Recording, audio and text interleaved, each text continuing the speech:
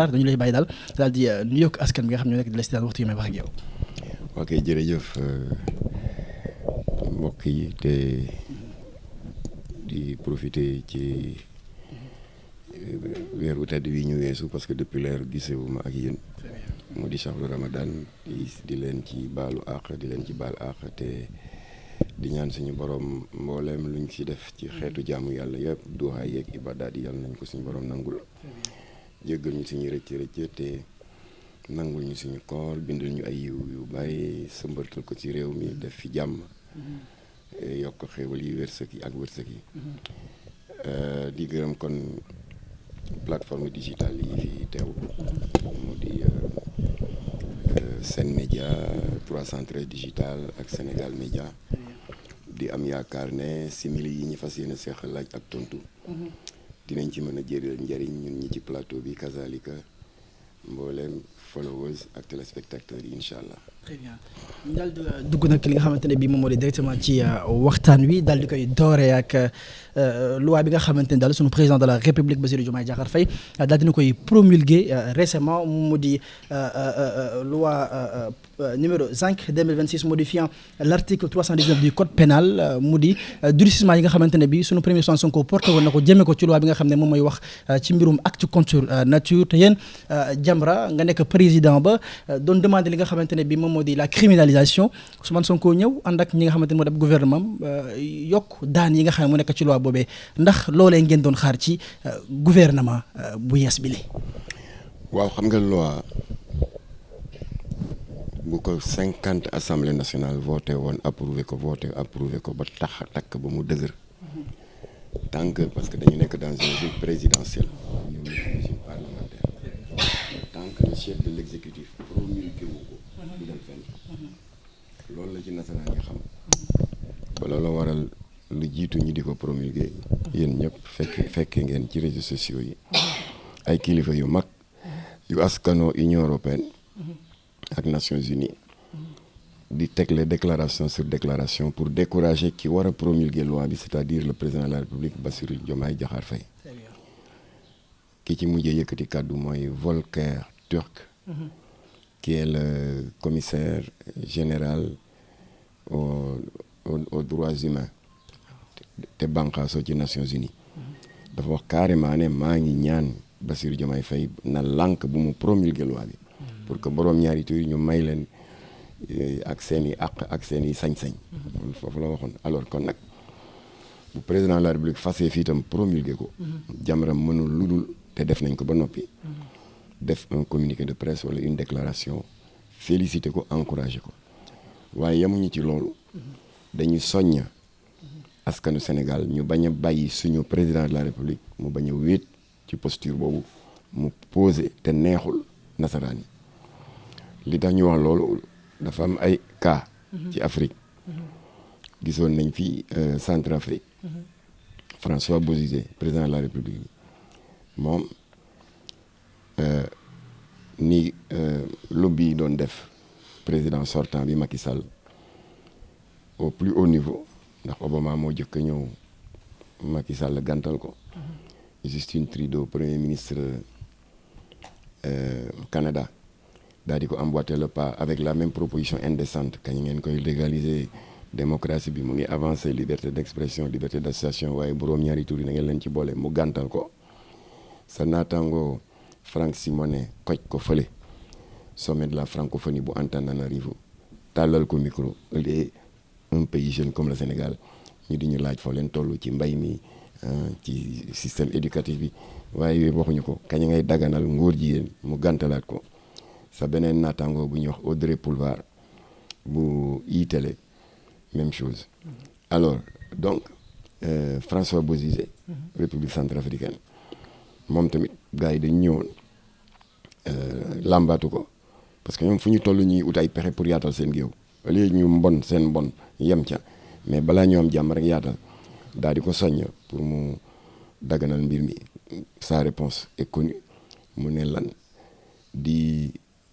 daganal li nga xam ne dafa safaanoog suñuy valeur suñuy cosaan suñuy diine jamais gars yi nag comme que xam nañ ses points faibles d'abord que il n'est pas suivi par son peuple dans la défense des valeurs surtout ça gars yi ne ko ah bon doo ko daganil on verra wër ko ndomb couper financement yi arrêté projet yi ak yeneen yu sew yuñ ko def mu daal di toog ñetti weer mënul fexe ba fay salaire u enseignant yi yëf yi di gën di garaaw mu dem ba mënatul fay salaire u fonction publique bi dëkk bi grève yi di jolli alors ba mu jegi armée bi profité ci de la tension entre les Séléka d'obédience musulmane et les anti-Balaka d'obédience animiste et chrétienne mu daal di ñooñu daal di profité ci loolu coup d'état ko mu daanu. D'accord. Voilà loolu dama bëgg expliquer importance su promulgation bi te jeexagul. gars yi bàyyeeguñu suñu président. D'accord. Alors léegi beneen cas bi c'est Robert Mugabe. moom tamit ni pays francophone yi amee lu ñuy wax sommet de la francophonie te suñu ancienne puissance coloniale France di ko présider ñoom tamit les pays africains anglophones dañuy am lu ñuy wax le sommet du Commonwealth. Alors sommet du Commonwealth bu janvier 2015 lu mel noonu daal di dal président zimbabwéen Robert Mugabe booba kii moo jël parole le premier ministre Grande-Bretagne David Cameron daal ni oui sommet bi ça s'est très bien passé balaa ñoo tàggatoo ñu waxtaan tuuti wax ji daal dama leen di fàttali rek ne la plupart d'entre vous ñu ngi góorgóorlu ci wàllu démocratie liberté d'expression liberté d'association le multipartisme et cetera mais gis nañ ne li ci ëpp ci yéen a ngi xatal ak di bunta xatal kuréelu borom ñaari tuddi ma di leen yëgal ne nag man David Cameron premier ministre de Grande-Bretagne que aide au développement bi moom gaa dana continuer waaye nag dinañ gën a farataal ndimbal li ci les pays africains anglophones yi nga xam ne ubbil nañu ay bunt kuréelu borom ñaari tur yi pour jox leen seen ak seen yelleef immédiatement Robert Mugabe jóg ñaan parole modérateur bi ne ko lan la da nga bëgg intervenir mu ne oui mu ne ko xaaral bu pare on va ouvrir le débat mu ne du ma xaar daal di perturber tout le protocole dafa jàkkaarloog David Cameron joxoñ ko nekk yow bi nga ñuy wax musiba bii est-ce que ànd nga ak sa sago nga ne daal yéen li gën a yées ci seen i jikko ak seen i contre-valeur ku ko adopté rek ñun pays africain kooku daal ngeen di beral loxo dégg nga favoriser ko pour l'aide au développement man de xaw ma kande waaye ñun Zimbabwe ñu ngi lay yëgal ne li ñuy dundee di dëbb ay manioc di mëq ay sungufu dugub depuis suñu maam ya ba day nii mën nañ continuer di ko dundee ba abadan kon nag seen aide au développement bii ngeen bëgg a conditionné ak affaire góor jigéen foo leen xam jëm leen fa ak seen financement ak seen projet ba pare nag daal di tëj saaga ko ci zimbabwéen ne ko go to hell maanaam va au diable et va en enfer alors loolu nag comme que un chef d'état sénégalais mënu ko parce que muy Ablaye Wade di Abdou Diouf di Macky Sall di Diomaye yàlla dafa leen mooñ ci teggin ak teraanga sénégalais mënuñu ko moo tax nag Diomaye na Macky Sall tontoo woon Obama ba ñun sax d'accord ñu ci woon parce que tontu li dafa nooyoon waaye gàntal na ko c'est l'essentiel Diomaye aussi gàntal na Volker Turk le commissaire général aux droits humains daal di ko promulguer ma bëgg a yëgal sénégalais yi nag ni Macky Sall la gàntal yi ma énuméré nii Jamra dafa defoon point de presse lan la ñu waxoon ñu ngi ñaan sénégalais yi nañ def bloc autour du président de la république Macky Sall pas pour jébbalu ji APR wala Benno Bokk Yaakaar boo ma kenn wax loolu ma waxul ça n'a rien à voir avec la politique waaye sur les valeurs yi nga xam ne taxaw na à sa façon gàntal Obama gàntal Justin Trudeau gàntal Franck Simonet gàntal Audrey Purwar mais du ma ko légaliser sur ce point précis de la défense de nos valeurs dama ne na Sénégal yi def bloc autour de leur chef d'État pour que li dal François Bozizé bañ a dal le président de la République parce que kooku dañ ko wër ndëm ba koppi financement yi étouffé dëkk bi coup d'état am ñu perturber dëkk bi ndax fu ñu dem yàq ko loolu laa fi waxoon lan lañ doon wax waaye Jamra les corrompus là waaw léegi Macky Sall dem na je répète la même chose maa ngi ñaan sénégalais ñu def bloc autour de leur président de la République Bassirou Diomaye Diakhar Faye waxuma leen ngeen dem transhumé ji Pastef wala ngeen dem dugg ji ci seen xaw ma Diomaye président la xaw ma bu ma kenn wax la lu ma waxul waaye dama ne posture bi mu jël qui est une posture courageuse parce que promulguer une loi délégué de quartier mënu ko bàjjenu gox mënu ko député mënu ko keneen mënu ko président de la République dans un régime présidentiel mooy promulguer loi comme que takk na fi sam teggante dënn avec Volker Turk bi nga xam ne presque daf ko doon menacé c'est le commissaire aux droits humains des Nations Unies te borom kàddu la fa mu takk fi itam promulguer ko bu sénégalais yi bàyyi suñu président de la République mu wéet alors na ñëpp a taxaw ba lobby yi yëg ne wéetul ñu may ko jàmm suñu loi bi ñu continuer ko appliquer voilà. mi ngi noonu mu mel ni tey kon loi bi nga xam ne promulgué nañ ko muy loi bi nga xam ne moo daal di durcir li nga xam ne moo jëm ci wàllum affaire ñaari tur yi fii si réew mi di Sénégal mu mel ni tey dëgg la ki nga xam ne mooy le président de la République Bassirou Diomaye Faye moo daal di promulgué boobu loi waaye c'est le premier ministre Ousmane Sonko qui a porté cette loi à l'Assemblée nationale mu nekk première loi bi nga xamante ne tey moom moo ko porter boppam taxaw daal di dëggal boppam daal di koy yóbbu ca fa nga xamante ne nag moo di si pencum ndaw réew mi ba tax ñu daal di koy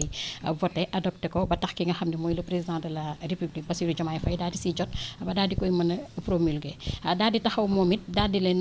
di tenir tête ñi nga xamante ne tey ñoo doon def ay menaces envers suñu réew mi di Sénégal ci wàllum financement yi comme ni nga ko waxee ak yooyu noonu ndax dégg nañ lim si wax ndax wax na carrément que ni xam na ni li mu def am na ay risques xam na ni tey mën nañu porter préjudice si côté bu nekk mais nag moom il prend ses responsabilités daal di porter li nga xam ne mooy loi boobu yóbbu ko à l'Assemblée nationale kon yaakaar naa ni moom tamit am na mérite boo xam ne mérité na ko ci am na ko xam nga loi bi wax ni ko Alaaji Ibou Sakho di waxee ak dégg naa tam sëñ Abdou Lahad Mbacké wax ko wax mbaaxu sa nawle du wàññi dara sak mbaax Jamra a été la première ONG islamique sénégalaise sur les 125 à avoir déposé la première proposition de loi portant criminalisation de l'homosexualité dans l'histoire législative du Sénégal nañ koy wax du leen wàññi dara. C'était le 6 mai 2016 li ko waraloon lan la mooy année ba ko jiitu 2015 ñëpp a ngi koy fàttaliku dafa am scandale LGBT bu ñaaw guddi Mawludul Nabi le 25 décembre 2015 ndax xam nga ñun jullit yi day suñu mbokk catholique yi dañu am un calendrier grégorien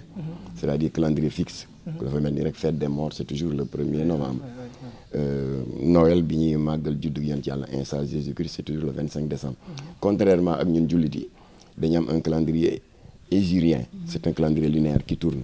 parce que Tabaski daaw ak ren du ñu bokk date Tamxarit daaw et cetera alors année boobu 2015 calendrier hégirien jullit yi di tourner ba le 25 décembre 2015 net mu tombé guddik Mawludul Nabi ñuy màgg ji fekk suñu mbokk catholique yi ñoom itam depuis des siècles naka jekk le 25 décembre toujours dañuy màggal juddu yonent Yàlla Isa mu nekk ñaari événement yu rafet Jamra sax def communiqué daal ne li day yàlla xéewale na ko Sénégal ndax les deux communautés confessionnelles bokk benn bés di màggal seen wasila dana gën a dëgër alors lobby LGBT qui ne font jamais rien par hasard daal di tànn exprès cette nuit doublement symbolique organisé 11 mariages homosexuels à l'école Ibrahima Diouf de Kaolack alors loolu moo indi la proposition de loi pour ñu criminaliser nguur jigéen ndax ñooñu dañ leen téye à peine une semaine ñu libéré leen te ba ñu laajee sa naatango yi demee laaj le ministre de tutelle Sidiki Kaba wala da ngeen bàyyi leen te li ñu def nu mu rëyee ci tooñ guddi goo xam ne les deux religions ñi ngi màggal donc profanation am na deuxièmement loi bi dafa ne fokk flagrant délit am le commissaire Bokar li bett na leen sur les faits à l'école Ibrahima Diouf de Kaolack na ngeen ne fokk mu am ay preuves fexe na ba jël fa ay robe de mariée ay bague de fiançailles ak yeneen yu ñaaw yu borom ñaari tur yi di utiliser te rafetul ma di ko répété fii mu jébbal ko procureur defuñu une semaine ñu bàyyi leen lu tax ñu bàyyi leen lan la wax dafa ne l'article 319 qui est souvent invoqué ne cite nulle part le terme homosexualité wala ne mentionne nulle part l'expression homosexuelle kon acte contre nature la wax commis en public ñun nañ si lañ jóg nag ne lii ku ko seetaan góor jigéen ñi dinañ continuer di tooñ te ku ci am avocat ba gën a nul di nga mën fexe bëri ci ñu daal di daje nag ne nañu bindaat l'article 319 loolu moo indi idée Jamra bind et je donne des dates le 6 mai 2016 et je donne des noms ñu ngi ko teg ci loxo dañuy yónni benn député bu tudd Amadou Mbéri Sylla ci président de l'Assemblée nationale il est vivant yàlla na yàlla ñor di fanam toftal ci wér muy Moustapha Niass jël copie bi teg ko ci loxo président de la République il est là il nous entend il est vivant mu di le président Macky Sall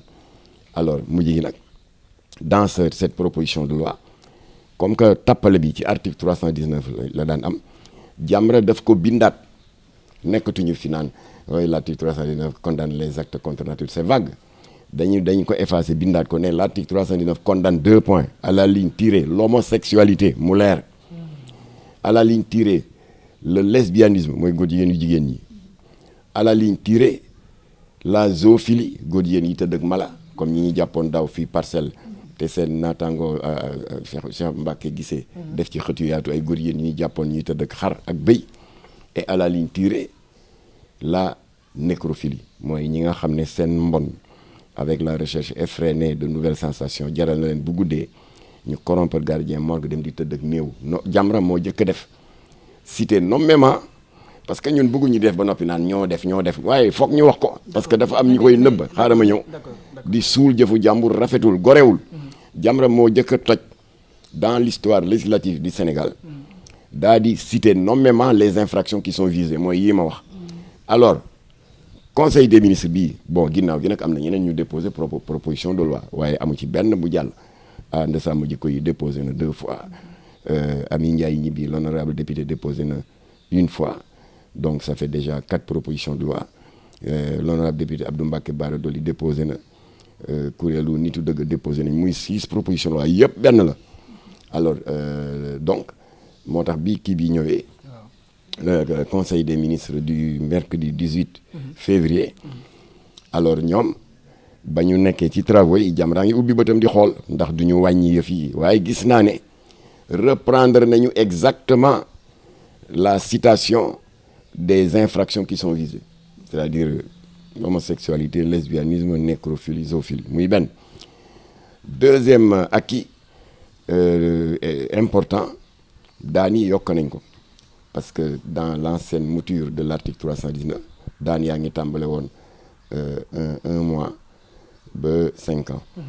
comme plafond léegi dindi nañ plafond bi le juge a la latitude d'aller jusqu'à 10 ans troisièmement sanction financière yi mu ngi tàmbale woon 100 000 francs ba 1,5 million comme plafond loi bu bees bi dindi na plafond bi léegi juge yi mën na dem 10 millions ou plus mais surtout loo xam ne ça tient à cœur à Jamra depuis 2016 dugal nañ la notion de financement amu ci woon dugal nañu la notion d'apologie c'est-à-dire kuñ ci jàppati góor jigéen yi am xew moo xam Sorano wala Grand Théâtre nga yéeg sa ko pëjëm ba naan yaa ngay baatare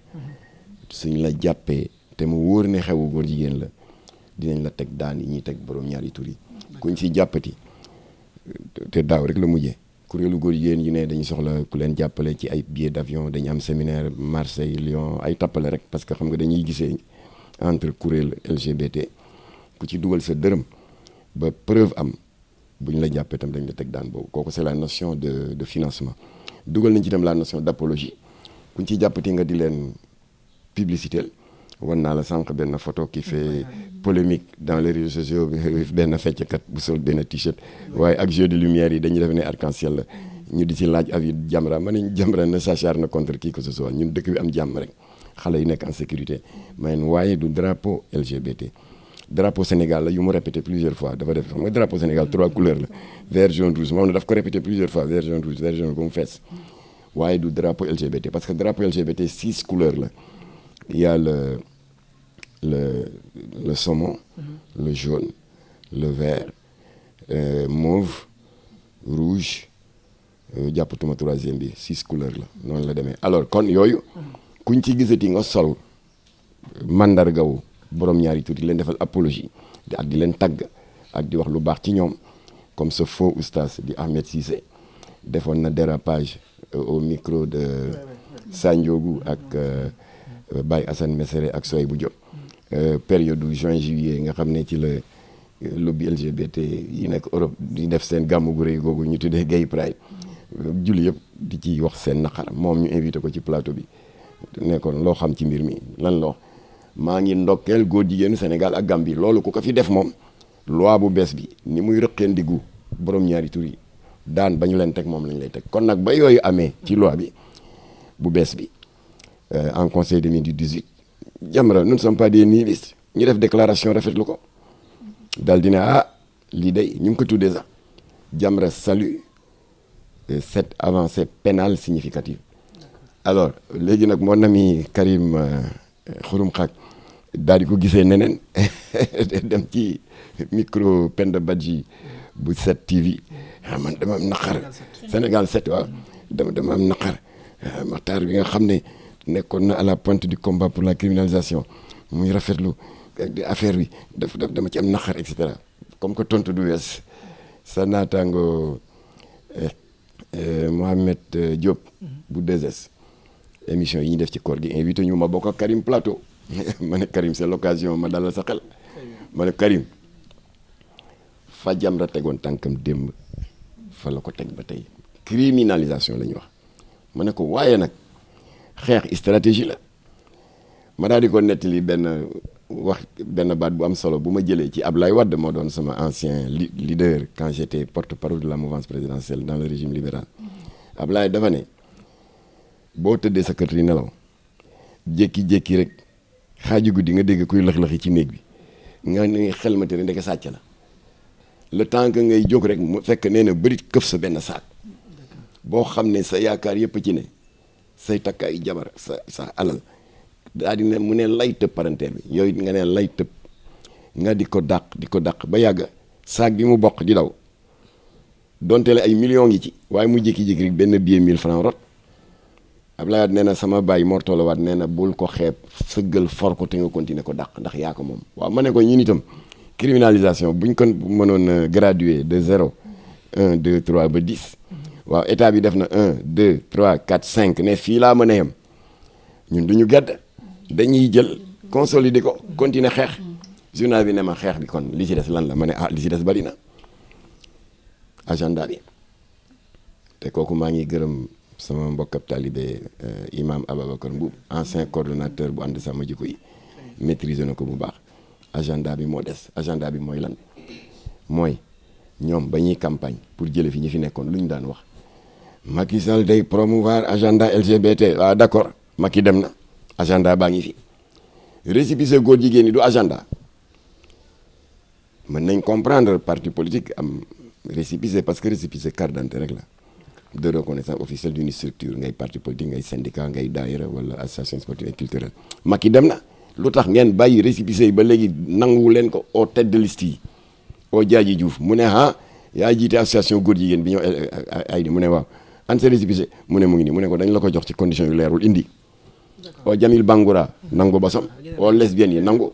bu ñu paree xotti ko loolu lañ doon xaar ak tamit agenda bi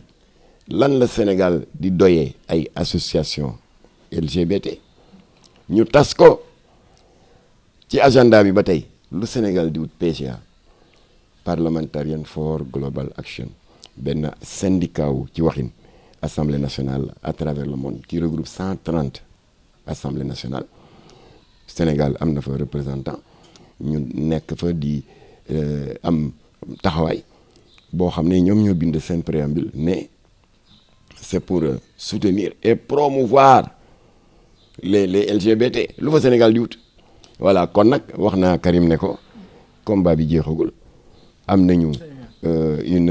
cité nañu nommément les infractions qui sont visées c'est un acquis dindi nañ plafond ou sanction peine privative de liberté c'est un acquis important sanction financières yi dindi nañ plafond bi c'est un acquis pénaliser nañu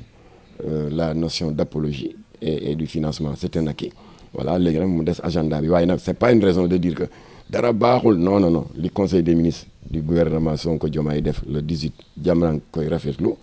waaye du ñu ne baaxul dañu ne baax na mais ni ñu koy suñu instituteurs yi ak institut di wax école primaire dañ naan bien c'est bien mais peut mieux faire voilà. alors ñu gis ba tey ci wàllu agenda pour jigéen ñi interpellation yi ñu ngi bëri ba léegi ñu ngi jàpp ba léegi alors ma gis ci dans les réseaux sociaux du ma wax tur ku ko wax mais benn oustaz boo xam ne mu ngi la ciy interpellé directement di wax naan moo ngi xaar Mame Matar interpellé ko wala mu wax turam ci cadre góor jigéen ñi. alors ñu gis ne les vagues d'arrestation mu ngi suivre ba léegi. enquête yaa ngi wëy ba léegi. alors ba tey jamono bi ñu suñu dëgg Mame Matar mu lim turu nit. mais ci oustaz boobu sax oustaz boobu di oustaz Modou Fall. non d'accord mu ne sax d'accord moom ci boppam mu dem ba ne doo wax turam mais boo tuddee turam dina la ndawtal ba nga rëccu. loolu tuddee li nga xam wax ju yàqu la kii ni mu tëjee wax ji rek c'est plein de sagesse. ba pare dafa ne dolli may ma foofu dasee dolli ne moom bu fekkee ni moom da nga wax ni que parce que yow da nga dafa ne yow da nga ni ñoom ñooy yàq diine ji oustaz la boo xam ne dafay foyee diine ji léegi nag dani moom bu fekkee ni moom dafay yow da nga jàpp ne moom oustaz la buy foyee diine ji tamit moo tay waaw kay. alors kon yow fi nga daanele jeexal na wax ji nee nga Mame Matar Gueye mësul cité nit mës nga ko dégg pourtant j'ai 650 góor jigéen yu ma xam bind seen tur yu am carte de membre association góor jigéen maa ngi profité leeral benn dof nee na waaw moom laa wax benn dof benn chroniqueur naan waaw liste ba mu yóbbu brigade de Kër Massar lan moo ñu wóor ne toogul rek di xalaat rek di bind rek diw ma Samba ma Demba ma Kumba yooyu yaa gàtt xel dafa ngeen ne la jàmbaar ji day nii le procureur Saliou Dicko am na googu ñàkk fayda parce que Saliou Dicko moo dégg ni ma waxee parce que xam nga xale yi dañ ma sonnaloon waaye grand génnal liste bi surtout Adamo sama mbokkab taalibe nee na taalibe sëñ Babacar la Adamo teg ma par choc rek Matar yow demal jox ñu ko nga tëddi nelaw di si des nga bàyyi ma gérer ko ma ne ko waa lii su ma la ko joxee nee nga di nga ko génne ma ne ko yow cee da ay des milliers de kilomètres d'ici tu ne risques rien ma ne ko waaye nag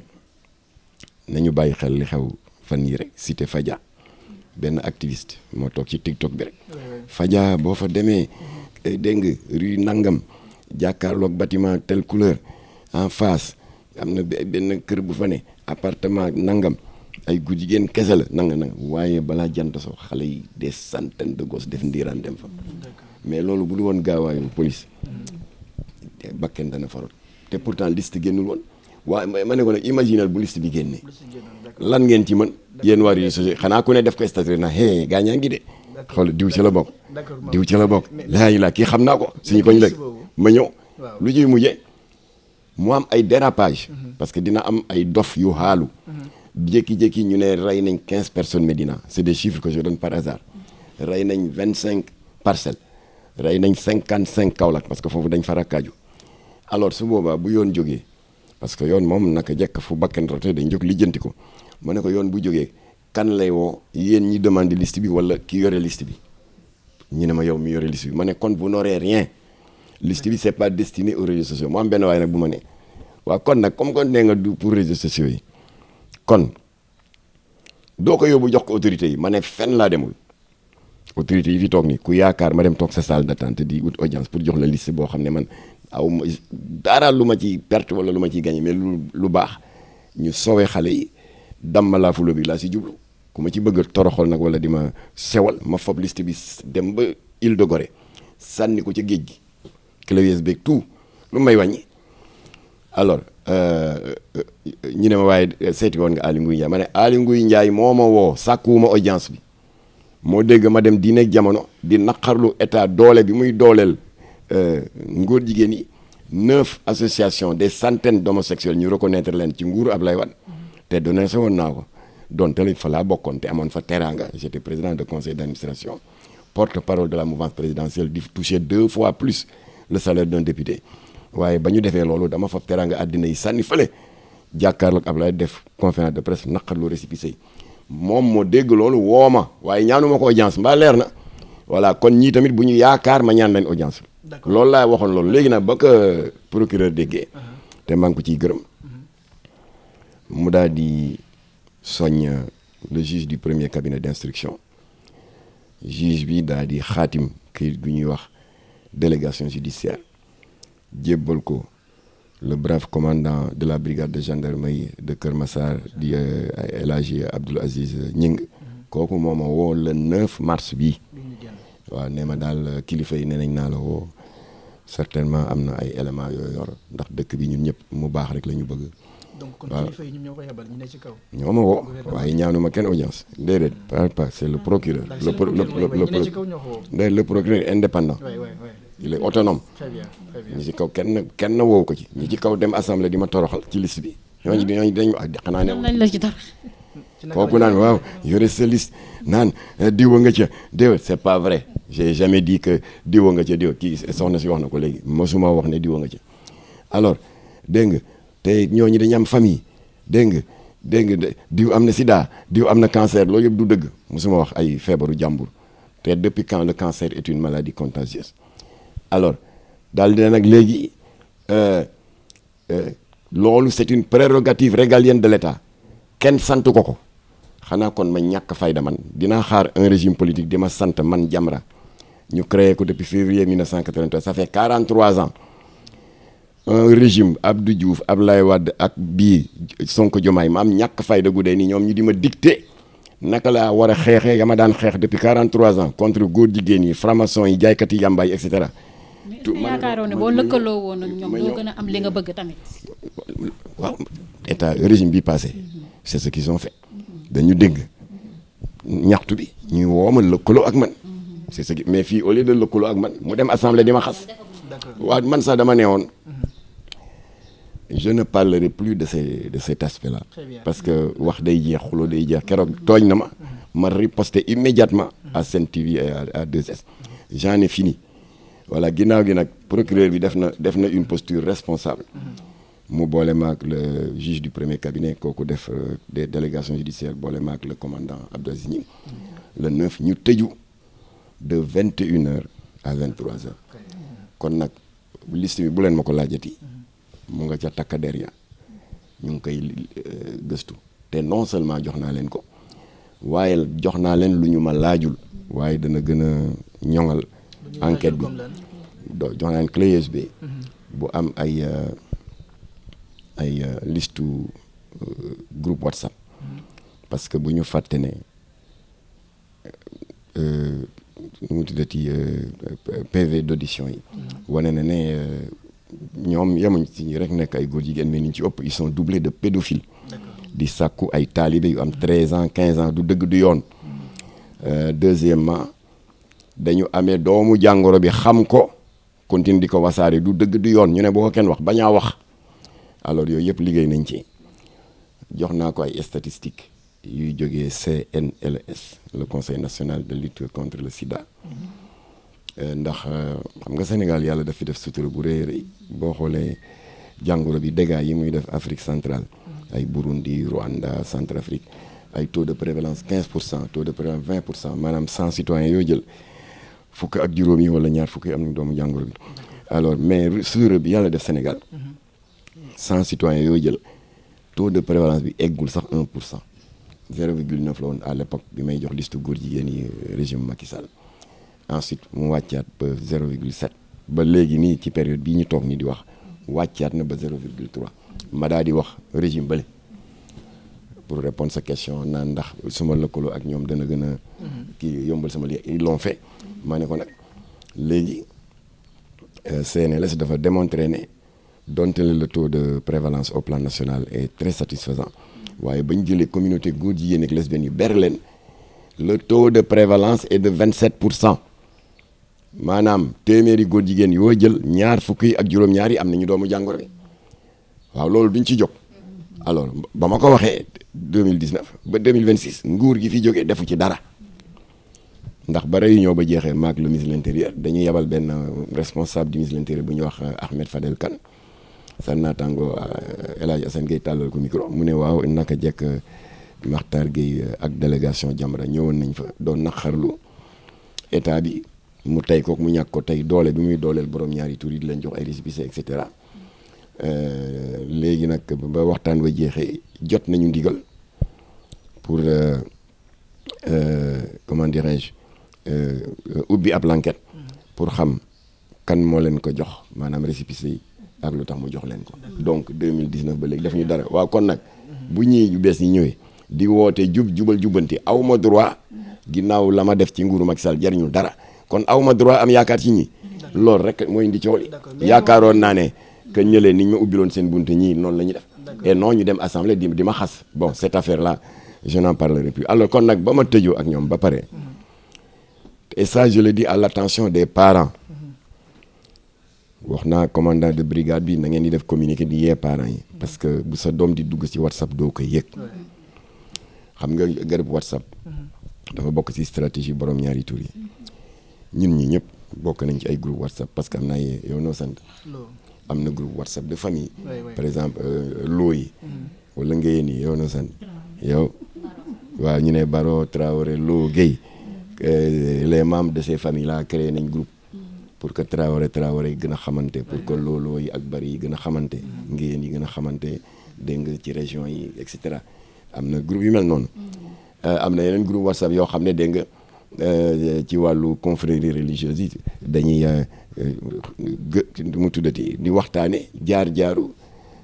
Seydi Hadji Malick Sy am na yeneen yu ñuy waxtaane ay jaloore Cheikh Ahmadou Bamba et cetera et cetera y a des groupes WhatsApp scientifiques des spécialistes de l'écologie y a des groupes WhatsApp politiques alors mais dans tous les cas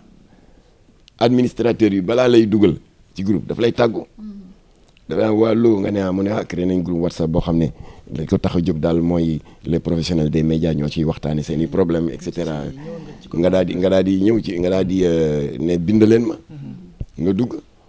léegi yow saa woo duggee ci sa page WhatsApp nga xool daal ni maa ci adhéré nga daal di cliquer di def ay publication ay audio et cetera nga bokk góor jigéen ñi nag duñ la tàggu dañuy xool doomu jàmbur parce que ñu ngi opérer surtout au niveau de Snapchat et de Instagram ba xemmem la wala ñu dem koj la ca Facebook gis sa profil c'est des vicieux ngay xale mignon et tout ça comme ils ont l'habitude de le dire alors lijjanti ba am sa numéro de téléphone rek daal di la ajouté te yëgoo ko waa xale boobu bu duggee ci WhatsApp di défilé ay contactam jékki rek gis groupe ba gën a dangereux nag na ko parents yi xam léeg-léeg ngeen di xool seen numéro seen téléphone doom GGD am nañ des fois ñu bind GGD léeg-léeg ñu traduire ko muy Grendi Gay Dating waaw mooy mbootaayu góor jigéen boo xam ne dañu daje di waxtaane seen i mbir alors xale bi jékki rek gis Grendi Gay Dating mu ne waa lii lan la xaaral ma cliquer xool mu daal di cliquer rek booy cliquer administrateur bi immédiatement bu ko yëgee dégg nga daf lay teeroo lu ñuy wax welcome to free maanaam dañ lay sarax benn sagaru Wave 20 000 wala 30 000 waaw xale boo xam ne ba mu gëjee te benn billet 5 000 bu mu moomal boppam kenn xamul ban at la ndax pauvreté beeg dégg nga les milliers de diplômés sans emploi nga jëkki salaamaaleykum ci benn groupe rek ñu nuyee la 30 000 boo léegi di nga duggaat ci delluwaat ci groupe bi alors noonu nag xale bi di ñëw mu am bés nag administrateur yi nee la boole la ak sa parrain bi nag comme que am na sa téléphone dafa lay woo ci suuf waaw yow yaay diw mu ne waaw daal di la gëmloo ne groupe bi li ko tax a jóg moo di solidarité entraide gëmloo la ne mën nga fi am bourse mën nga fi am financement de projet wala visa et cetera xale bi miin leen voilà alors bu ko defee moo am bés mu jox la rendez-vous restaurant commandé plat boo xam ne ba nga juddoo ba tey mosoo ko lekk booy ñibbi mu jël 15 000 francs jox la ne la jëlal taxi donc nga nekk dans sa vie changée mu am bés rek mu jox la rendez-vous ne la waaw ordinateur bi ñuy saisir les situations des jeunes qu'on veut aider sama bureau baa nga ca hôtel ba na nga fa ñëw tel jour alors à ce moment précis man jot naa ay témoignages yu xale yu bari foofu am na xale yu yàlla dimbali seen xel ne tekk dal di ñaaw rek ñu freiné taxaw comme ko waxi hôtel daf ci am mais am na ñoo xam ne ndeysaan tëñëx rek dem dëgg ci ndëgg sërëx yi tarxiis dugg ci ngóor jigéen loolu yëpp jox naa ko commandant Abdoul Aziz Ñing pour que ñoom ñu jóg en partenariat ma ñëw ma daaneel ci loolu en partenariat avec le commissaire Djidiack Faye bu cybercriminalité ñu fexe nañu démantelé woon www.seneporno.sn bi Kocc Barma moom di photo ay jàmbur ay jigéen jël leen dans des positions indécentes wala gis kilifa bu ànd ak coroom te du jabaram ñu bett ko photo ko chantage ko boo ma joxul nangam danaa ko génne Seneporno kooku yëkkati 500 000 extra bu ñu ko lekkee ba mu jeex 2 mois après ñu ñëwaat alors Djidiack Faye ak techniciens yu xarañ ñoo ko démantelé kon ñun ñaan nañu procureur aussi groupe WhatsApp yi ma jox commandant de brigade bi nañ ko démanteler un à un kon nag yooyu yëpp liggéey nañ ci c'est une manière de dire que encore une fois ñun Jamra on en a fini avec cette histoire de liste pare nañu ci waxi góor jigéen yi nga xam ne autorité ngi leen di rëbb di leen jàpp léegi mbir mi nekkatul sama loxo ci seen loxo ñoom la ne dama ne woon du ma ci waxati waaye comme que ñii sumay jarbaat yu baax lañ mënuma leen gàntal loolu rek a tax ñoom ñu daal di ma laaj ma daal di leen tënkal waaye bu benn mauvaise langue naan moom joxe na liste ba noppi mënul noppi bàyyi gars yi ko enquête loolu laa def waaye ñii ñoo ñëw ne ma foo ci toll ma daal di leen tënkal noonu rek la mais man j'en ai fini dootuma ci waxati. d'accord mais yaa ngi wax tout à l'heure ci mbirum agenda beeg ci aju ak liste bi nga xam ne jox nga ko le commandant aussi yaa ngi junj ne des na yeneen journaliste ak yeneen lesbiennes yi nga xamante ne jàpp nañu ne war nañu leen tegaat loxo ci mbirum borom ñaari tur yi la ñeneen ñi aussi ñu bëri bëri ci Sénégalais ñu ngi koy ruumandaat loolee ndax lu am la. waaw loolu nag damay ñaanaat toujours Sénégalais yi ñaari mbir ku ci am ay éléments nga def ni Jamra man jël na sama bagage yëpp jox naa ko le commandant Abdou Aziz bi jiite kii brigade de recherche bu Kër Massar muy une chose deuxième dénkaane bi bàyyi leen toog ci TikTok bi ak réseaux sociaux yi di tuumaal doomu jàmbur te yoru leen dara léegi gis benn tiktokeur bu dëgër fit maa ngi rek liste ya dara nga yorul liste ñaara ko fi yor Jamra ak état à travers le commandant de brigade loolu ku ko defati avertir naa si benn tiktoker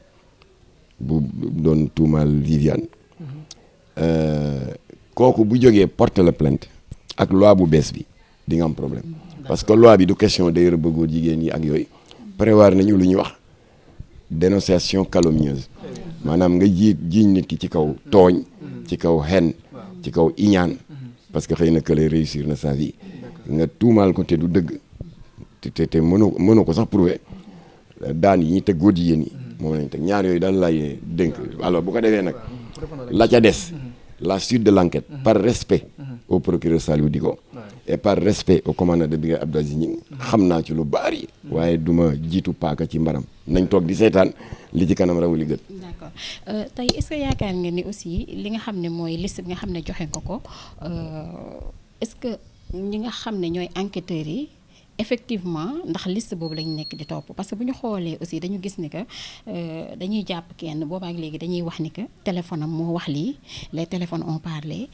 am aussi ñi nga xamante ne jàpp nañ leen les présumés homosexuels yi nga xamante ne teg nañ leen loxo ñoom it dañuy gis ne bu seen PV yi génnee PV d'enquête yi nga xam ne ñoom tey moom la ñu wax journaux yi génnee ko da ngay gis ne ñoom aussi dañoo avoué am ñoo xam ne ñoom it dañ leen a daal di dénoncer wax ñan ñooy seen ay partenaires kon tey effectivement est-ce que tey liste bi nga xam ne yow joxe nga ko est-ce que ñi nga xam ne ñooy enquêteurs yi moom la ñuy topp à la lettre wala boog dañuy topp li nga xamante ne aussi moom la ñi nga xam ne ñoom la ñu teg loxo di avouer ak aussi. boobu de li ma mën a wax xam gi ma xam ñi yore dossier bi parce que du keroog laa fa dem le 9 rek jóge fa déedéet ñu ngi liggéey ak ñoom parce que ñun ci réew mi la ñu bokk lu ñu gis loo xam ne mën na amal njëriñ enquêteurs yi dañuy dem jox leen alors waaw joxe naa ay groupe WhatsApp joxe naa sax ay lettres en anglais yu tête de liste association LGBT yi bindante ak ambassade Canada ambassade Hollande muy ñaari ambassade yuy dooleel góor jigéen Jamra bindoon na leen Macky Sall ci jamonoom di dénoncer ñaari ambassade yooyu defoon naa ci conférence de presse dans les détails wax seeni pexe ambassade bi ci mujjee muy bu Canada 185 millions la leen mujjee jox alors kon yooyu yëpp jox naa ko enquêteurs yi ndax duñu nangu bu ñii di gas ñii di suul duñu nangu bu état bi di suul góor jigéen yi ay ambassade di gas di leen dooleelaat duñ ko nangu kon yëpp jox naa leen alors léegi xam bi ma xam ñi yore dossier bi tax na ma gëm ne ils iront jusqu'au bout te nag li ma mën a seedeel le commandant Abdou Aziz Gningue te waxuma ko pour lui jeter des fleurs mook procureur Saliou Dicko waxuma ko pour lui jeter des fleurs li ma leen mën a seedeel mooy koo gis ñoom ñu jóg dem jàppala tooguñu nii rek sur un coup de tête ne ay jàppaleen diw déedéet koo leen gis tamit ñu jàpp bu ñu la jàppee doo mën a weddi dara xam nga lan moo ko waral ñoom ku ñuy laata convoqué dañu koy togg ba mu ñor xool ko sous tous les angles fi may waxal ni yow nii am na ñoo xam ne yow déggagoo leen ñii dégg kenn déggagu leen waaye brigade baa ngi togg seen i mbir parce que ñoom buñ ko toggee ba téye quelque chose de béton ku ñu joxoñ rek kooku la alors moo tax nag nañu leen ñaanal parce que procureur bi yoroon dossier scandale LGBT bi ñuy takk juróom-ñeenti sëy fii ci Mbao une semaine la dañu suul ko lan la woon des pressions waaye ñii nag comme que ñu ngi résister ci pression yi na leen Sénégalais yi dooleel pas toog ci grand place yi rek waaye wax nañ suñu ilimaanu Jamra yi ñu ngi xutba di tudd procureur di ko ne ñaanal leen ko di tudd le commandant de brigade Abdou Aziz ne ñaanal leen ko seen tour di fës ba lobby yi ne bitim réew xam ne ñu yore dossier bi wéetuñu de peuple baa ngi seen ginnaaw alors li tax ma wax loolu et j'en terminerai ci affaire coow loolu 2009 bi ma wax léegi te seen naataango kii Mansour Dieng yàlla na ko yàlla yërëm moo jiite woon journal bi ñuy wax Icône magazine def ci liggéey bu mucc ay fexe na daal ba infiltrer leen bett leen ba bi ñuy joxante bague de fiançailles yi mu ne karaj photo leen mooy photo yu célèbre yooyu te ñu taf seen kanam nii Mansour Dieng moo def loolu alors ba ñu jàppaleen flagrant délit ñuy takk say diggu bëccëg waaye deful sax une semaine ñu bàyyi leen bon gàcce ngaalama oustaz Aliou Sall gàcce ngaalama Papa Mame Mbaye Niang bi nu mu tuddati sax Imam Mbaye Niang ñoo ñëw joxante loxo ak Jamra ñu def benn toogaanu ñaxtu ci esplanade du grande mosquée di naqarlu la libération scandaleuse de ces homosexuels waaye man dama teel a dem parce que dama doon gëstu lan moo tax ñu libéré leen alors que flagrant délit lañ leen jàppee ba ma amee éléments yi dès le lendemain ma woote point de presse ne ñëw leen Jamra dana leen wax lu tax ñii procureur bàyyi leen ma daal di nday preuve ma ne leen France moo def officiellement pression sur l'État du Sénégal ñu ne ma loolu nu mu demee ma ne leen benn bi da ngeen di dem dans le site du gouvernement français da ngeen def www.gov.fr nga dem ci atum 2009 dem ci mois de janvier 2009 foofu 4 communiqué conseil des ministres moo ci ne mën nga jël benn ci ñoom parce que ci benn la ci lan la fa Sarkozy wax président de la République dañu ne waaw suite à l'arrestation de jeunes Sénégalais qui n'ont eu que le tort d'avoir voulu assumer leur liberté d'orientation sexuelle, le président de la République française, Nicolas Sarkozy, exprime sa plus vive préoccupation et espère que le gouvernement sénégalais ne tardera pas à les libérer. Loolu du pression. Alors, deuxième pression, mu di Bertrand Delanoë, le maire homosexuel de Paris. neewuma maire homosexuel de Paris pour bëgg a tuuma laa teg wax ju ñaaw waaye moom moo toog def son coming out góor jigéen yi may seetaan xam nañ mooy lan mooy tuuma yi bari est-ce que moom la ak du moom mu daal di maar c'est fréquent dans les pays occidentaux dem ci médias yi neel moom laa alors moom loolu la def dañ ko doon tuumaal ne dafa am far mu def point de presse si benn chaîne de télévision privée ne kooku nekkatul sama far sax léegi kii ma àndal tey ci interview bi mu ngi nii toog mooy sama far kon Bertrand Delanoë mu daal di emboîter le pas au président de la République française Nicolas Sarkozy si pression yi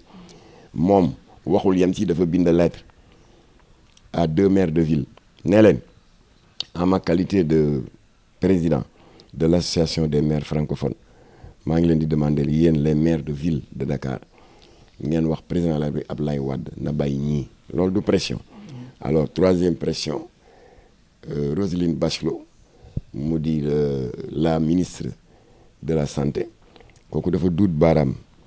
Bernard Kouchner le ministre des affaires étrangères ne ko yow yaa yore suñu kaddu à l'extérieur waxal gouvernement français mu bàyyi ñii alors c'est l'ensemble de ces pressions conjuguées qui ont pesé sur la justice sénégalaise au bout d'une semaine ñu libéré leen loolu tax nag ma ne Saliou Dicko buñ ko bàyyi mu wéet ci xeex bi le commandant de brigade buñ ko bàyyi mu wéet ci xeex bi ki promulgué loi bi tam le président de la République Bassirou Diomaye Faye buñ ko bàyyi mu wéet ci xeex bi bu lobby xamee ne tout le peuple est mobilisé derrière kàngam yi nga xam ne ñoo taxaw pour eggali cette œuvre de salubrité publique alors su boobaa dinañ leen may jàmm. très bien ñu daal foofu ñu daal di ñëw rek ci lu jëm ci mbirum aide à la presse bi yëkkati woon ci ay kàddu di wax ne dañ ko def li nga xamante ne bi moom la ñu woowee séddale bukki doon sax sollicité à ce que ñu publier rapport bi ñoom ministère de la communication daal dañ koy publier mais mel na ni Alioune Sall moom ci boppam daf la porté li nga xamante ne bi moom moo di plainte ci mbir mu ni mel ana lan moo waral loolee nga ñëwal ñu très rapidement mel na ni temps bi daal dañuy xëy. waaw xam nga ñun Sénégalais yi je dis bien ñun Sénégalais yi dañu am défaut bu ñu am ñun ñëpp mooy dañuy faral di jaawale lu ñu moom lu ñu bokk ak nit ñi ak lu ñu dénk. aide à la presse bi benn parti politique moomu ko PDS moomu ko Pastef moomu ko parti Macky Sall bi nu mu tuddati APR moomu ko alors keneen moomu ko c'est une propriété financière du peuple sénégalais. Très bien. ndax dañ ko jëlee ci budget national bi budget national mooy lan mooy yéen boo leen fayee ko ISR diñ leen di dagg impôt sur le revenu bi mu ngi ci commerçant détaillants yi TVA yi ñuy fay mu ngi ci les grossistes ak demi-grossistes patente yi ñu leen di dagg mu ngi ci maire ba ca bopp koñ ba di jaay gerte caaf waa maire bi bu ñëwee di ko juuti fukki dërëm par jour mu ngi ci loolu la ñu dajale muy le budget national ñu daal di si teq nag 1 milliard 900 mais dañ koy dimbale presse bi te 1 milliard 900 jékkiwu rek tudd 1 milliard 900 je prends à témoin Papa Ndiaye bu témoin bokkul ak Pape Ndiaye chroniqueur judiciaire bu Walfadjri kooku maag moom fekke nañu création fo aide à la presse bi ni mu évoluer di évoluer ba egg fi mu egg tey xam nga au début ñaata la woon 500 000 ci ban année la woon te xam nga booba Abdou Diouf la fi fekkoon c'était vers la fin des années 80 ay 88 89 dafa recevoir en audience ñi ñuy tuddee les 4 mousquetaires il y avait rahmatullahi alayhi Babacar Touré Sud FM ak Sud Quotidien il y avait le regretté Sidi Lamine Niass Walfadjri il y avait Mamadou Mamadou Omar Ndiaye bu Le Témoin et il y avait Ablaye Bamba Diallo Cafard Libéré et Nouvel Horizon ñoo dem ci Abdou Diouf ne ko presse bi ñun amuñu salaire bokkuñu ci état bokkuñu ci administration et on a des problèmes nangam Abdou Diouf affaire bi touché ko ndeysaan daal ne na en attendant que ñu légiférer et que j'en discute au conseil des ministres pour xool ce qu'on peut faire man à titre personnel président de la République du Sénégal Abdou Diouf ma am leen lii ma barkeelu ci bañ ko compter mu nekk 500 000 xam nga loolu mënul régler dara mais à l'époque xaalis la woon noonu la démarré alors léegi nag Abdou Diouf nag fexe na ba gouvernement bi légiféré ñu def ko à 350 millions yooyu yëpp dama ko fekkee li dama fekkee ko mooy kii ci nekk le plus farouche défenseur du soutien aux médias di kii presse bi surnommé woon le député du peuple Iba Der Thiam amoon na laa biir gu day ni chaque fois buy def des questions écrites donte le moom mag ëpp ma xam-xam ëpp ma expérience daf ma ci daan associé maag jarbaatam Ibrahima Faye qui est là qui est vivant et qui nous entend par exemple bi muy demander une valorisation des pensions retraite woo na ma laaj ma suma xalaat il n'était pas obligé de le faire bi muy demander commerçant yi jaay soble léeg-léeg ñu am excédent de production ak tàngoor bi soble si di gaaw a yàqu mu demander hôtel bi utal leen ay hangar de conservation ba muy def question écrit bi maa ngi toog alors aide à la presse bi tam chaque étape buy def pression lëkkaloo ci avec les professionnels des médias yu ci bari fekke naa ko alors Abdou Diouf bi mu fii laata jógee dal di ko yéegal à 700 millions waaye jotuñu ko matérialiser bi alternance amee Ablaye Wade moo ko yéegal à 700 millions bi fi Ablaye Wade di laata jógee yéegal ko de 700 millions à 1 milliard yooyu yëpp fekke nañ ko bi Macky Sall jëlee pouvoir nag ñu toog tuuti corona bi ñëw en 2020 presse bi am problème bu rëy parce que xew amatul reportage amatul dégg nga dañuy def mesure barrières yi xaw ma lan rester chez vous léegi nag pour dimbali leen mu jógee 1 milliard yéeg ba 1 milliard 400 léegi nag en 2022 nga xam ne ba tey jeexitalu corona baa ngi foon mu jógee 1 milliard 400 jëm 1 milliard 900 fekke naa yëpp alors ñu ne nag kon Jamra li muy naqarlu mooy régime bi bloqué ko 2 ans fu ñu ko teg 2024 ba 2026 joxewuñu ko ba pare ne bu ko kenn wax bañaa wax alors ñu naan waaw c'est pour réajuster redéfinir les conditions de d'accord waaw mais 2 ans yi daal joxewu leen ko kon am na année blanche bu am ci biir am na 1 milliard 900 yu ñu budgétisé comme aide à la presse 2024 anamu sedd la ngeen ko anamu ngeen ne boo kenn laaj alors ñu toog nag ba 2026 daal di ko joxe en catimini ba ma ko yégee fekk Cheikh Oumar Diagne invité ma conférence de presse am après sa sortie de prison ba ma joxee kàddu pour ma nuyoo ndeysaan ma xool naaxu journaliste yi caméraman yi éclairage yi nit ñu sonnee di ñaq ma ne leen ñu ngi leen di masalu coono waaye alhamdulilah aide à la presse bi génn na ñu ne ma ne waa génn na ma ne leen waaye séddale bukki lañ ko def kay ne ma ne waa xam nga bukki moom boo ko dénkee dara ndax suñu maam yeeg suñu bàjjen yi bu ñu daan léebal les légendes africaines animaux yi ku ci ne da nga am sant ñoom bari dañ ko daan lëg seen gaynde ñu ne gaynde njaay bukki ñu ne bukki njuur sàmba alors buñ ko nee séddaleel mu fab ko def ko ñetti xaaj nga defe ne day séddale mu ne bii bukki bii ñuur bii sàmba loolu laa wax ñu ne ma lu tax nga wax loolu ñu convoqué ma fële surtout benn alors léegi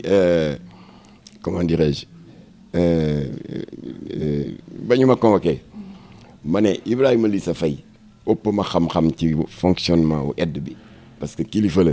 dans le milieu médiatique moo fi jiite woon appel kii association des professionnels de la presse en ligne jiite tamit la CAP la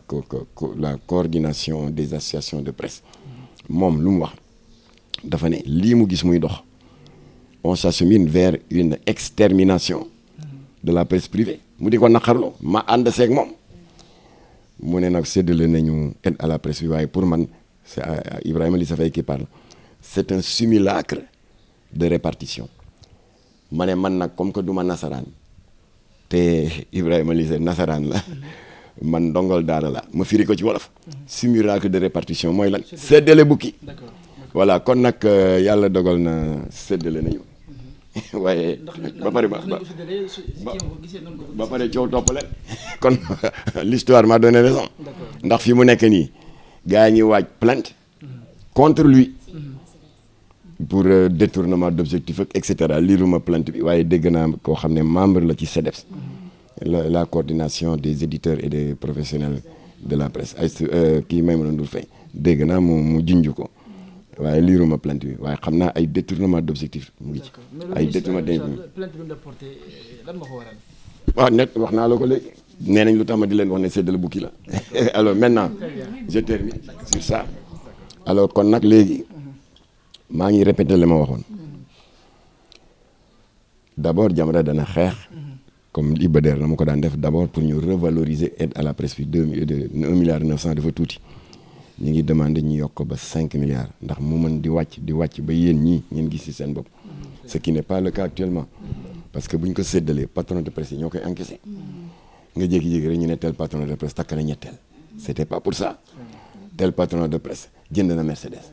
tel patron de presse yokk na léegi R+1 la du pour loolu ba der neen dafa war a di wàcc ba ci le plus modeste reporter mu gis ci boppam alors kon nag je conclus en disant que ku ñu dénk na nga xam ne moomuloo ko dañ la ko dénk buñ la ko dénkee nag ña la dénk am nañu droit et je le répète ici en tant que contribuable d'exiger pour qu'on les informe pour ñu xam comment leurs 1 milliard 900 ont été répartis entre les médias publics et les médias privés kenn neewul Massamba moo détourné dégg nga Mademba dafa sax kenn waxul loolu dañu ne wax leen nit ñi ñan ñoo am te ku nekk ñaata nga am mais coow nañ ko des semaines ba enfin bërkaati démb ñu daal di d'accord pour distribuer ko ñu defee ne jeex na coow tey la leen gën a topp parce que je ne m'occupe pas de savoir est-ce que déposé nañu se déposé wu ni est-ce que mat lañu waaye le constat laa wax le constat mooy jàpp nañu TFM sànni sax géej jàpp nañ RFM sànni bokkuñu l'observateur sànni Public SN bu Aïssatou Diop Fall sànni 7TV bu Maïmouna Ndour Faye sànni nañu le quotidien bu Madiambal amuñu Sen TV Bougane amuñu kon boo xoolee ñooñu laajul xam-xam bu rëy pour xam ne c'est des médias qui ne leur sont pas favorables loolu rek la waaw loolu nag laaj na ñu toogaat na ngeen toog waxtaan. Je m'adresse à Aliou Sall yow yaa njaboote ñooñu ñëpp xëccoo beeg diirante mbagg bi amul njariñ Jamra ngi lay ñaan nga jël de la hauteur yaag Abibou Dia on a eu quelques échanges sympathiques ci WhatsApp bi na ngeen jël de la hauteur ñooñu jóg ne dañuy plainte ak yooyu mën naa ñàkk na ngeen leen woo ngeen toog def penco waxtaan sur le thème de l'aide à la presse s'il le faut sax Jamra ak société civile ñoom Alioune ñëpp ñu jàpp ci pour que premièrement ñu revaloriser ko 1 milliard 900 tuuti na ñu yéegal ko ba 5 milliards deuxièmement ñu rendre parce que tout est perfectible ñu rendre beaucoup plus transparentes les modalités de sélection et de distribution loolu lañ leen di conseiller très fraternellement. loolu comme li nga wax léegi am na solo trop ci côté yi ñi nga xamante ne tey ñooy dirigeants yi et tout mais yaakaar naa ne aussi bu ñu waxee ci dirigeants yi war a mën a wax aussi ci ñi nga xam ne junj nga ko léegi muy ñi nga xam ne ñooy patron de presse yi ndax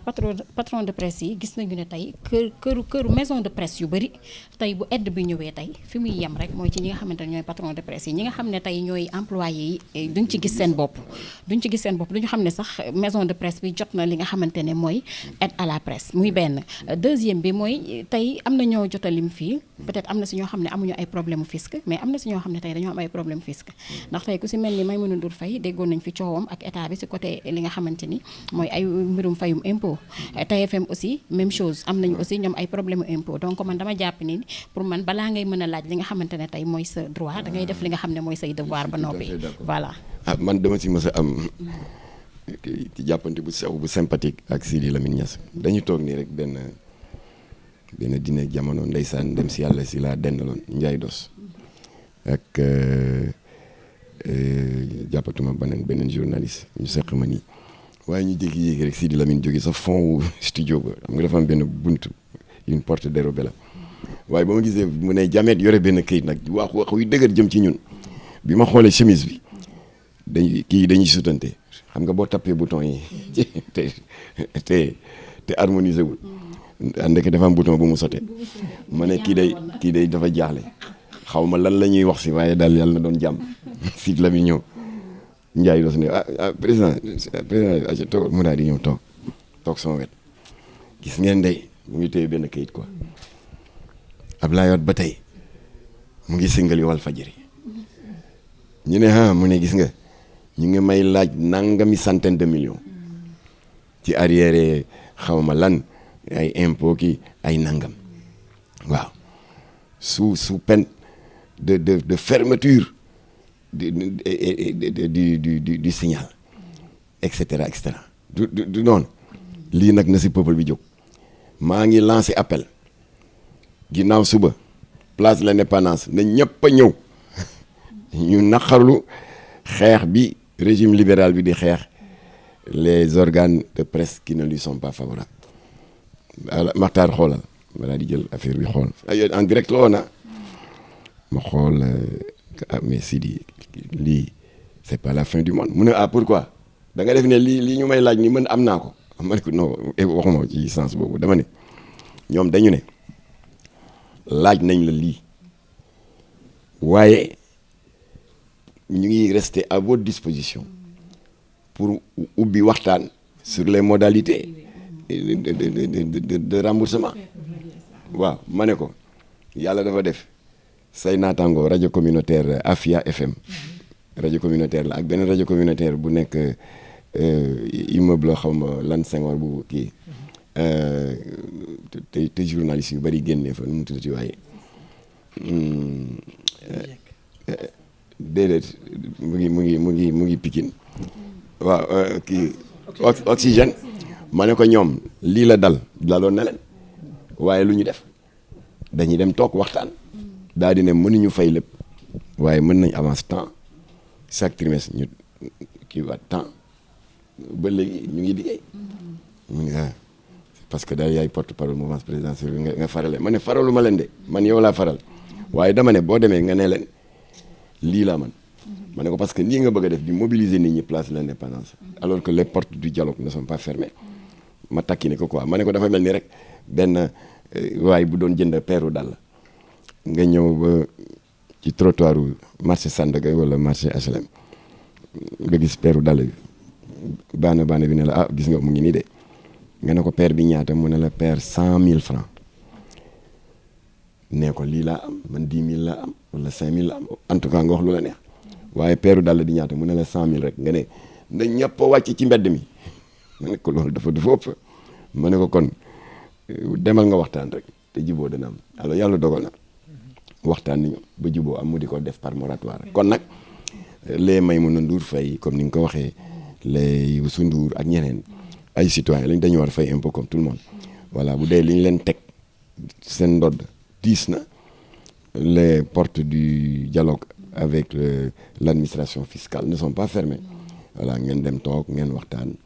mën nañ dugal lii weer bi ci des ñu dugal lii waxtaan am juboo am Aliou Sall nag surtout ubbil say bunt nga wax ak sa njaboot voilà ngeen jéem wu solution parce que cette situation conflictuelle là arrangé wul kenn arrangé wu la yow parce que chaque autorité ministérielle la mu bëgg mooy travailler dans la sérénité arrangé wul ñi nga joteel parce que ñoom tamit dañu njaboote ay journalistes ay chroniqueurs kii ay caméraman te ñooñu tamit ils ont envie d'avoir leur patron ñëw di leen yilif en sérénité waaw kon nag maa ngi leen di gërëm di leen sant bu fekk alors ñu gis ne métier maalo yàgg na wala état bi actuellement bu ñu ñëwee ba léegi journalistes yi jafe-jafe la ñuy jànkonteel ak l'actuel gouvernement du Sénégal problème la tout le temps te ñu gis ne ñi nga xamante ne ñoo fi toog bees gouvernement bi fi nekk la presse a beaucoup contribué si li nga xamante ne moo leen fi teg ñu gis ne tam bu ñu ñëwee tamit ñu ngi fëgg table bi di dóor presse bi ba instant bi patron de presse ñu bëri entreprise yu bëri ñii ñu ngi jaay seeni matériel ñii ñu ngi tëj alors jàppoo ni dafa jot fu mu nekk ni président Bassirou Diomaye Faye ak ki nga xamante ne mooy ministre de tutelle Alioune Sall ak ñi nga xamante ne ñooy patron de presse yi ñu toog uti benn terrain d'entente parce que fu mu nekk ni problème bi mu ngi gën a yokk mu ngi gën a jafe ci ñi nga xamante ne ñoo di acteurs des médias. waaw entreprise nationale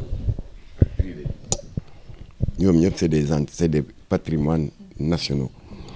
parce que ci koomu réew mi la ñu bokk c'est des producteurs de richesse et de plus-value kon fu ci am jafe-jafe rek devoir la pour tout Sénégalais tout citoyen nga wax ci wala nga dox ci loo mën ak loo mënul c'est une occasion sax pour tontu benn góor jigéen bu leeral ba maare d'Italie yi nekk ci diaspora bi duñu may fu ñu noyyee ci chaque fois que Jamra jóg boobu déposé guma liste bi quoi mais lu nekk la ma yàq comme Kader bi rek Kader daf ma xas ba ndumbelaan bi mu mujjee def xas bu mujjee bi ma mujjee xas ci affaire liste bi c'est pas normal c'est pas nangam émission bi dafa jeex mu génn des médias rek fekk brigade de recherche kër maa ngi xaar ne ko coppet dugal ci oto bi yóbbu tooñ baaxul kon yow mi nekk ci France lu ne nga di ma ko yàq ak sa xeesal bi ñàkk jom bi te yaa ngi ci liste bi fexeel ba ñëw Sénégal rek di nga xam ci liste bi waaw bàyyi ko rek xam na mu ngi may dégg parce que day gën a bàyyi alors léegi moom dafa defe ne Jamra waxi góor jigéen rek lay wax c'est l'occasion yow mi soulever un point très important mu di defe naa kii la Baro pour que ñuy favoriser waxtaan suñu borom mooy jëkk santaane loolu mu ngi téereem bu tedd bi dafa ne sang bu tedd Seydina Mohamed doontale yonent nga ma tappal la grade yu rëy seydil awwalina wa seydil axirina xaatimu nabiyina ci le dernier des messagers keneen du ñëw après yow wa imamul mursalin te ñu jot a wàcc avant yow yëpp yaay seen patron yaay seen iliman malgré ça suñu borom daf ko ne fa zakir inama anta muzakir nee na ko yow day sa métier c'est d'être un rappeleur day fàttali rek sa jaan wàcc na li si des nga bàyyi ko sama loxo loolu tax nag daf ko bi mu ko waxee loolu ba noppi baat bi mu ci teg mooy lasta alayhim bi muzaytir nee na jarul ngay gàddu yat alors kon nag suñu borom moo jëkk santaane loolu soññaat na ci yenente bi ci beneen baat dafa ne wa amruhum shura baynahum maanaam yéen jaam yi da leen di faratal shura moom la tubaab di wax concertation wolof di ko wax diisoo te lu suñu borom sant boo ko defee rek gis njariñ li et j'en profite pour ñi defee ne Jamra góor jigéen rek lay toppatoo alors que ça fait à peine 10% de nos combats. Sénélec c'est le dernier cas mais am na yu bari yu jiitu ay Ama Sénégal ay SIAS ay Sotrac waaye Sénélec c'est le dernier cas ndax 5 octobre bi rek laa am séance de travail avec l'actuel directeur mu di Pape Toby Gaye ñoom natt bu metti moo leen dal mu di l'arrivée des compteurs Woyofal Sénélec def ngan di publicité radio télé presse écrite waaw consommateurs yi xeewal ñëw na léegi daal vous ne vivrez plus sous l'angoisse des échéances de vos factures mbaa suba duñ ma coupé mbaa nangam yooyu amatul parce que compteur yi amul facture compteur prépayé la ni ngay demee ci biti bi di jënd crédit Orange wala Expresso noonu ngay demee jënd sa crédit Woyofal et cetera publicité bi dem ba pare nag ñu daal di accélérer la cadence comme dit Mimi Touré daal di dem def ay réunion ci département yi daal ne bon ana ñi daan faral di dem di relever index yi ñu ne ñu ngi nii AG def leen liste ana ñi nga xam ne bu ñu relever index yi ba noppi dem jox ko ñiy defar facture yi ñu ngi nii ñu def liste ñu ne bu ñu defaree facture yi ba noppi ana équipe bi yóbbu facture yi ñu ne ñu ngi nii ñu yokk ci liste bi ñu ne bu ñu ko yóbboo ana ñi nga xam ne bu date bi jotee te client bi fayul ñoom ñooy coupé ñu def ci liste bi bu client bi demee ba jekku ana ñuy dem di rétablir le courant ñu ne ñuy def ci liste ñu dajale ko muy 700 personnes ñu dàq leen loolu moo amoon fii Sénélec alors parce que dañu yaakaaroon ni publicité bi buñ ko defee nit ñi dinañu bàbbeeku riir dem wuti compteur Woyofal mais demeewul noonu le résultat a été que sur 2 500 000 familles abonnées au réseau de fourniture d'électricité de la Sénélec 1 700 000 rek ñoo jël compteur Woyofal tout le reste dañu continuer ak seen ancien compteur fekk le mal est déjà fait Sénélec dàq na 700 personnes te ba tey mu ngi soxla ay électricien monteur soxla ay personnel d'accueil ay guichetière ay chauffeur alors lan la ñuy def ñu daal di am kersa nag xam ne ba tey soxla nañu effectif te effectif bi wàññeeku na déficit am na ñu daal di am kersa nag jaar ci suuf di def des recrutements en catimini liggéeykat yi nga xam ne bi nattu bi jëkkee dal seen kaw dañu amoon kersa jàpp ne que nattu yàlla la waaye ba ñu gisee ne Sénélec a ngi dem di recruter ñoo xam ne c'est les mêmes profils que eux ñoom ñoo jóg sol seen dàll yabal ay délégué ku ñuy wax Laurent Diop ak Alaaji Malick Seck ñu romb ay cabinet d'avocat yu dul jeex romb ay centrale syndicale ñëw ba Jamra ne carax dugg ne yéen lañ ci yaakaar loolu lan laa ci mën wala ma ne leen foutez-moi le camp fële alors ma ne leen ñun amuñu xamuñu mënuñu mais yaakaar dafa fort kon dinañ ci def lu ñu mën ak lu ñu mënul ci gàttul ma bind lettre directeur général bi Makhtar Cissé mu recevoir ma gërëm ko ci gaawaayu audience bi parce que barke démb rek laa la bind nga tontu ma ne ma ñëwal tey ma ne ko waaye DG suñu waxtaan warul jafe ndax yow IG nga inspecteur général d'État ba pare nekkoon nga directeur de cabinet du président de la République alors ma ne ko kon kayit gii ma yor c'est la photocopie de l'article 10 de la convention collective qui dit que lorsqu'une entreprise dans le cadre de sa politique de restructuration procède à des suppressions d'emplois ou à des compressions d'effectifs, si par la suite elle se rend compte qu'elle a toujours besoin de ce même effectif pour les mêmes profils, la priorité doit être donnée à ce qui était là. Ma ne ko waaye joxuñu priorité à ce qui était là dañ jaar ci suuf di jëlee ci àll ba alors il a quelqu'un de très ouvert et de très franc Makhtar Cissé mu ne waa monsieur Guèye yow dëgg yàlla li nga wax dégg naa ko waaye affaire compteur Woyofal yi du ci man ci magistère sama prédécesseur la Pape Dieng waaye nag j'assume parce que y a le principe de la continuité du service waaye 700 yi nga wax su ma la ne mën naa leen jël dugalaat leen d'un coup ci effectif bi xam nga dana créer des déséquilibres budgétaires masse salariale bi dana perturber et je ne t'apprends rien parce que tu as été président de conseil d'administration pendant 5 ans yàgg nga di présider des arbitrages budgétaires kon ma ne ko DG d'accord na ak yow mais comme que nangu nga ne dàq bi ñu leen dàq tegul ci yoon te dañ leen war a réintégrer waxal yow noo leen mën a réintégrer rek alors mu ne ma bon mois prochain dinaa jël temps 100 beneen mois naa jël 50 ainsi de suite te wax dëgg yàlla Makhtar Cissé sàmm na kàddoom bi muy laata quitter ses fonctions à la faveur de sa nomination comme ministre de l'énergie jot naa réintégré sur les 700 qui ont été radiés 493 alors ginnaaw gi nag bi mu joxante lenge ak Pape Mademba bi tey Jamra jógaat rek ci médiation bi ci masla ci yar ak teggin jot na réintégré 77 yi nga xam ne ci Pape Mademba bi tey la ak 493 yu Makhtar Cissé ça fait 570 léegi bi régime Sonko Diomaye ñëwee le 24 mars 2024 ñu jële fa directeur boobu indi fa keneen mu di Pape Toby Gaye kooku recevoir na ma le 5 octobre 2025 et je l'en remercie waxtaan bu yaatu ba ma dikkee sax dama ko doon tooñ ma ne ko Makhtar Cissé réintégré na 493 Pape Mademba bi tey réintégré 77 ça fait 470 ma ne ko xanaa nag doo nangu say prédécesseur gën laa ëpp yërmande mu ne ma waaw d'ailleurs sax ba ma la waxee ne dinaa la recevoir tey xaaruma nga ñëw sax j'ai anticipé j'ai travaillé sur le dossier avec les services juridiques et des ressources humaines ba looloo tax avant ngay ñëw tey ji ni réintégré naa 15 waa 15 yooyu bu fekkee 570 ñaata la du 585 kon médiation ba Jamra def Senelec sur 700 agents yi ñuy dàq ndax compteur Woyofal yi fii may wax ak yéen ci ndimbalu yàlla médiation bi la mu jur mooy 585 hommes et femmes jotaat nañu seen salaire ak seen dignité muy ñoo xam ne toog nañu 35 mois sans salaire ñii toog 120 mois sans salaire waaw loolu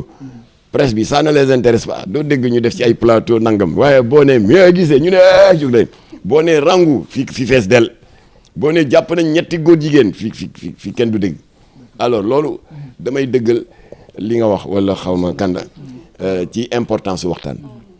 ñooñu jotaat nañ seen liggéey ñaataa des 115 ça veut pas dire Jamra bàyyi na bind naa lettre directeur bi ne ko nañu continuer waxtaan bi parce que Jamra balaa am jàmm 700 yëpp jëlaat seen liggéey parce que 120 yi ñi dàq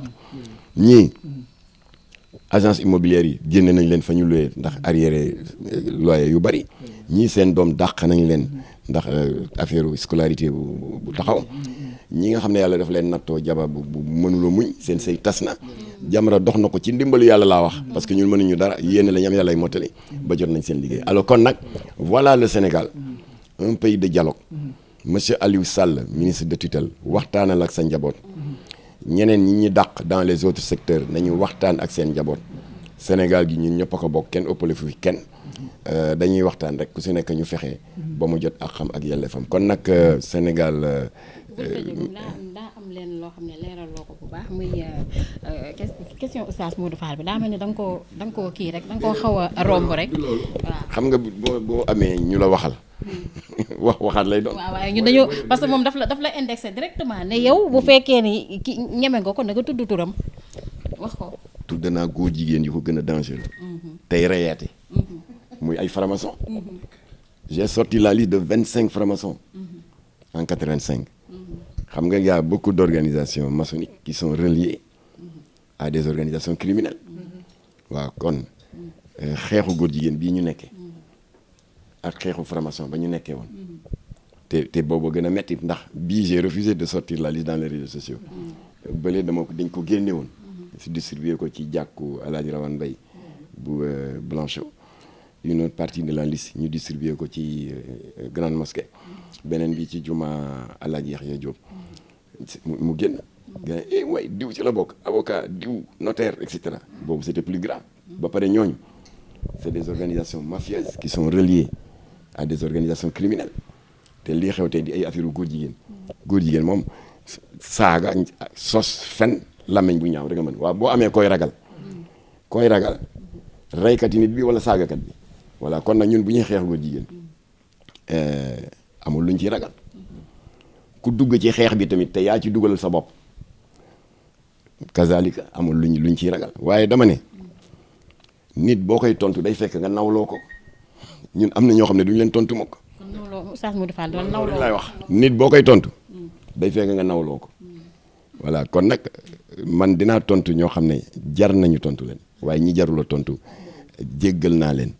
te d'ailleurs sax maa ngi gërëm Oustaz comment dirais-je kii Serigne Momar Serigne Diagne mooy oustaz boobu def xutba yu neex yi ci réseaux sociaux yi Serigne Momar Diagne defal na waa ji benn ndawtal boo xam ni man ba ma ko déggee dama ne man dootuma wax. Maodo kon dañ laa tontul. yi daal jaru ko seen mbokk boobu ñu naan jimboor yi tamit te nekk Feeling Dakar ba ma ko déggee moom tamit duubul ndawtal ma ne yu duma tontooti doy na. pare naa ci jéggal naa ko nag tooñ na ma wax na wax ju ñaaw ci man waaye jéggal naa ko voilà na góorgóorlu nag ci station. mi ngi noonu kon nag ñu leen di jaajëfal yi ñu doon suivre ci sur 313 digital waaye aussi sur Sénégal Média ak Sen Média ñu ngi leen di jaajëfal bu baax ci topp ngeen ñuy topp saa su nekk ci chaîne yu am solo yi nga xam ne saa su nekk ñoo leen di indil li nga xam ne moo gën a fës ci information réew mi tey nag ñu daal di jàkkaarloo ki nga xamante ni mooy Mame Matar Gueye Jamra comme ni ngeen ko xamee muy koo xam ne ràññee nañ ko lool ci li nga xam ne mooy xeexu borom ñaari tur yi fii ci réew mi waaye it ci xeexu li nga xamante ne mooy ay valeur fii ci Sénégal ak jikko yu rafet kon nag tey moom la ñu seexaloon waxtaan bu am solo bi dégtal leen ko yéen ñi nga xam ne yéenay suñuy internet di leen wax rek ñu ngi leen di jaajëfal bu baax di leen wax merci beaucoup ci topp ngeen ñuy topp waaye it di leen wax rek ba ci yeneen i jotaay jërë ngeen jëf